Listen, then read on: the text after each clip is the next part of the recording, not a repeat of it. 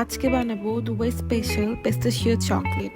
এটা এত পরিমাণে হাইপ উঠেছে যে সবাই এটা ট্রাই করছে।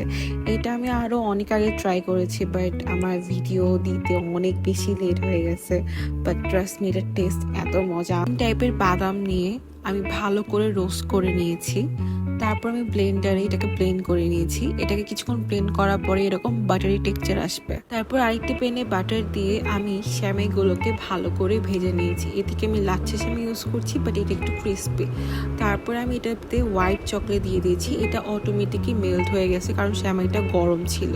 তারপর আমি নিউট্রেল অ্যাড করেছি হ্যাজেলনাটের। এটা জাস্ট আমার টেস্টের জন্য দিয়েছি। এটা আমি আরেকবার বানিয়েছি, তখন আমি এটাতে দিইনি, বাট এটাতে দিয়েছিলাম। তারপর যে বাদামের পেস্টটা বানিয়েছিলাম এটা আমি এটার সাথে দিয়ে দিয়েছি এবং ভালো করে মিশিয়ে নিয়েছি। তারপর আমি এটা ফ্রিজে রেখে দিয়েছিলাম। চকলেট মেল্ট করতে আমার এত বেশি কষ্ট হয়েছিল। আপনারা ট্রাই করবেন যে ভালো কোয়ালিটির মেল্টিং চকলেটগুলো নিতে, যেগুলো এমনিতেই মেল্ট হয়ে যায়।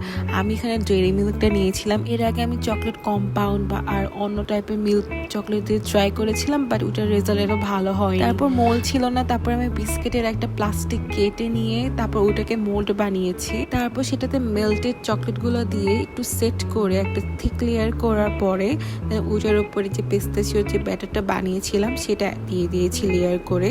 তারপর ওটাকে আবার সেট করার পরে আমি ওটার উপরে আবার চকলেট মেল্ট করে এটা দিয়ে দিয়েছিলাম লেয়ার করে। তারপর কিছুক্ষণ ফ্রিজে সেট করতে দিয়েছিলাম। আর এই তো আমার চকলেট বারটা রেডি। আমি চকলেট বলও বানিয়েছিলাম। ওইটা বানানো খুবই ইজি।